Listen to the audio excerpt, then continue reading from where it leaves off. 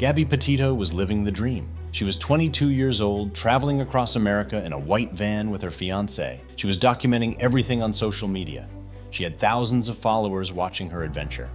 But behind the filtered photos and edited videos, something darker was happening. A relationship marked by control, manipulation, and ultimately murder. On September 19, 2021, Gabby's body was found in Wyoming. Her fiancé, Brian Laundrie, had killed her and then disappeared himself. This is the story of how a dream road trip turned into a nightmare. Gabby's dream, van life and social media. Gabby Petito was a social media creator. She documented her life online. She had a YouTube channel. She posted on Instagram. She showed her followers her travels, her meals, her moments of joy. In July 2021, Gabby and her fiancé, Brian Laundrie, started their van life journey. They drove across America in a white Ford Transit van. They filmed content. They shared their adventures. Thousands of people followed their journey. To followers, it looked perfect. A young couple exploring America, living free, creating memories, but the reality was very different. Brian Laundrie, the controlling partner. Brian Laundrie was controlling. He was possessive. He monitored Gabby's phone. He controlled what she posted. He isolated her from friends and family. Witnesses reported seeing arguments between them. They saw Brian yelling at Gabby. They saw him control her behavior. But on social media, they looked happy. The couple posted smiling photos. They filmed content together. Their followers had no idea about the abuse. The trip. Red flags ignored. As they traveled, red flags emerged. Waiters and store workers noticed tension between them. They seemed uncomfortable. There were moments of conflict. In August 2021, police responded to a report of domestic violence between them in Moab, Utah. Officers witnessed scratches on Brian. They noted the controlling behavior, but no charges were filed. They were let go. The trip continued. Gabby's family grew worried. They tried to contact her. She seemed distant. She was less responsive. But Gabby minimized her concerns. She said everything was fine. The disappearance. August 30th, 2021. On August 30th, Gabby was reported missing by her family. She hadn't communicated with them in days. It was unlike her. Police began searching for her. The case became national news.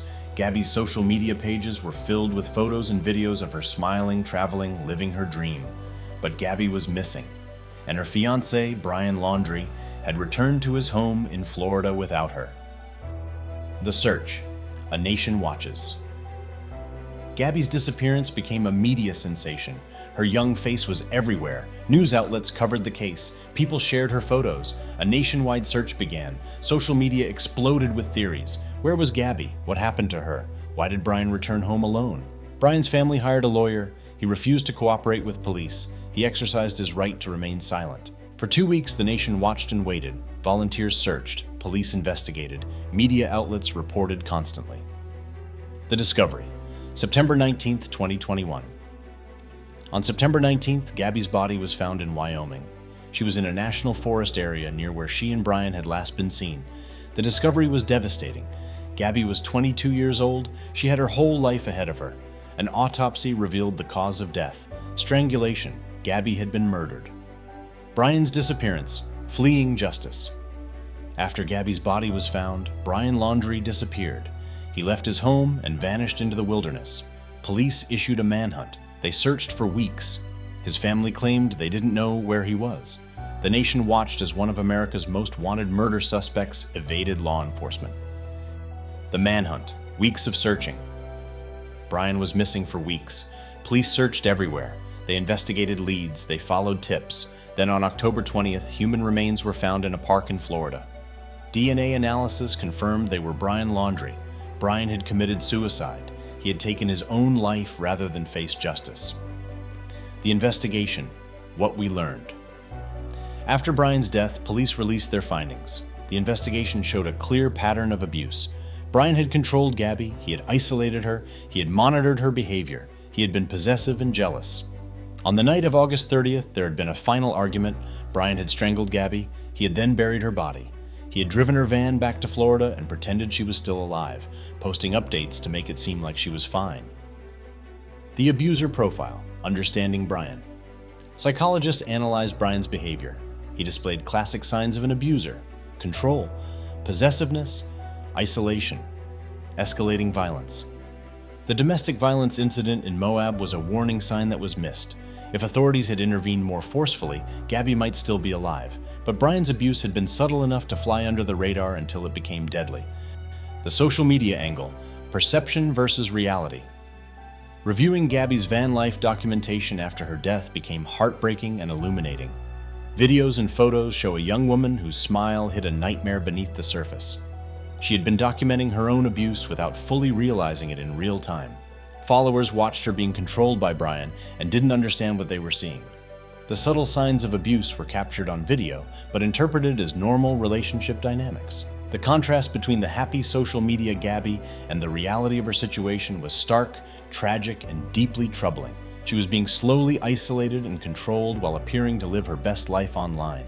Her Instagram posts showed smiling couple photos. Behind those photos was a controlling partner, ongoing arguments, and escalating abuse. The curated version of her life that she shared with followers bore little resemblance to her actual lived reality. The investigation, uncovering the truth. After Brian's arrest, police released comprehensive findings about what had happened. The investigation documented a clear, escalating pattern of intimate partner abuse spanning months. Brian had controlled nearly every aspect of Gabby's life. He monitored her phone constantly. He isolated her from friends and family. He made decisions about where they went and what they did. He was possessive and jealous, accusing her of infidelity without cause. The domestic violence incident in Moab was a critical warning sign that was missed by law enforcement. If authorities had intervened more forcefully at that moment, if they had separated the couple, if they had prosecuted Brian for assault, Gabby might still be alive. It also sparked conversations about social media perception, how people present perfect lives online while struggling in private. Justice and closure. Brian never faced trial. He died before he could be prosecuted. Gabby's family never got their day in court. But the investigation revealed the truth. It showed that Brian killed Gabby.